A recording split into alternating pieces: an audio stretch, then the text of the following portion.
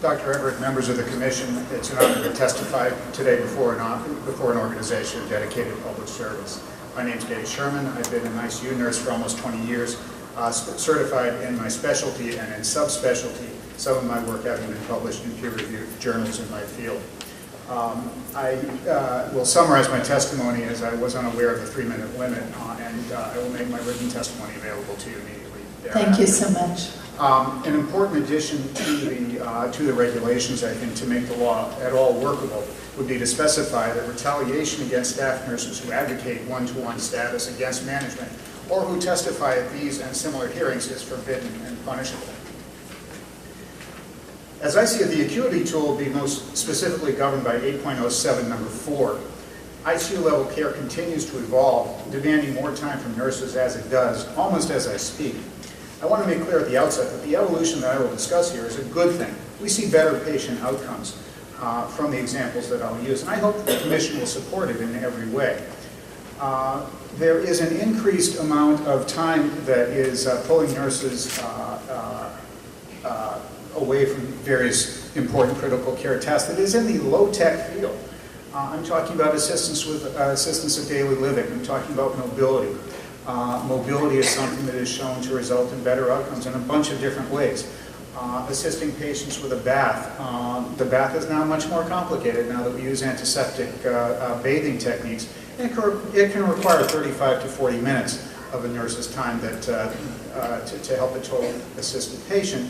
And that's 35 to 40 minutes that is not spent doing other vital critical care tasks. And I think it's a fair thing to say that time available is quite proportional to quality of care.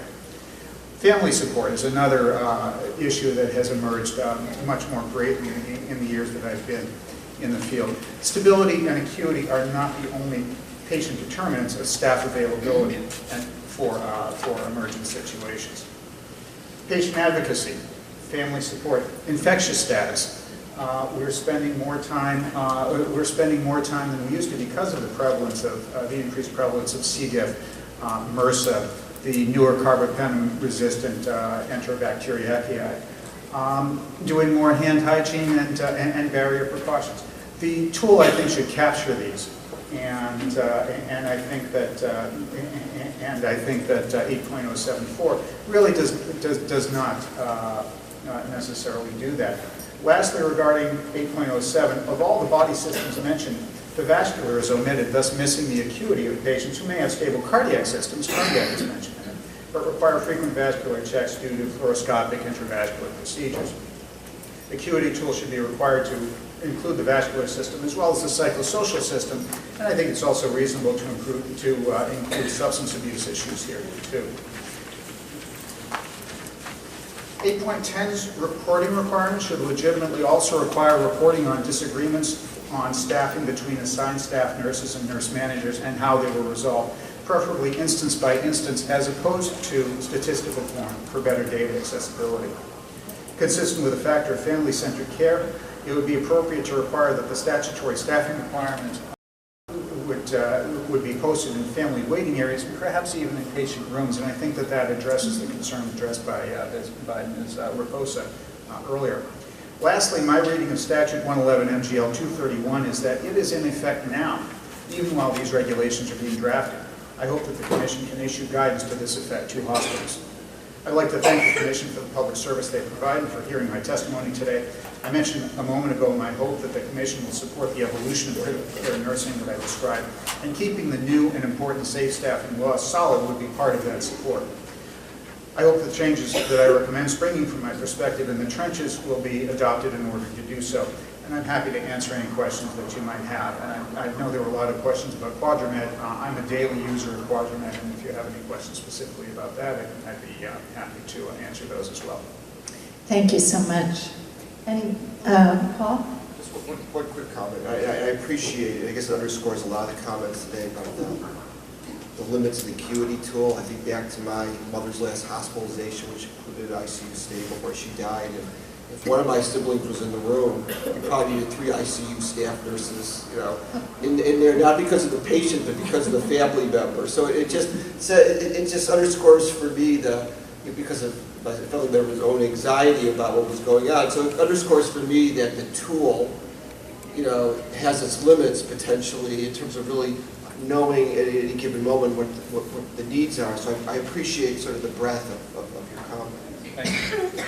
If I can give a quick example about that, I can think of one particular patient who was a young mother who was quite critically ill, and she survived, I'm glad to say. But it was a family need to have the little baby, or I should say a toddler, in the room, and the toddler's father was not necessarily in complete control of the toddler. What that meant was that the toddler constituted a trip hazard in the room for nurses. Now that is a time element that also pulls away from quality of care that any critical care nurse would be able to provide to that patient. So I thank you for your comment.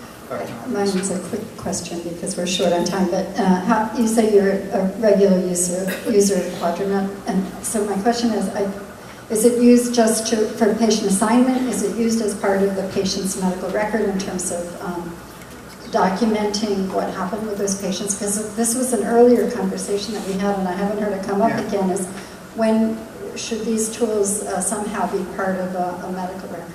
Sure. So I'm going to comment as an end user who's in my silo, and I don't necessarily see everything that's going on upwards and laterally from me. And I'm aware that the leader of our team is actually in the room. I don't actually see. So we are required to use the QuadraNet in my institution every day, every 24 hours, and at patient admission and at change of patient condition. I don't actually, and we're told from above that that use of the QuadraNet helps the hospital get further funding from its ownership institution. That said, I don't actually see it being used as a staffing tool. I don't hear conversations when I've been in charge, when I've heard charge nurses talking. I have never seen anybody say, oh, this patient's a QuadraNet score of 6, which is the highest score that we can give somebody. This patient's a QuadraNet score of 6 and therefore should be staffed more heavily, is more appropriate as a one-to-one staffing need.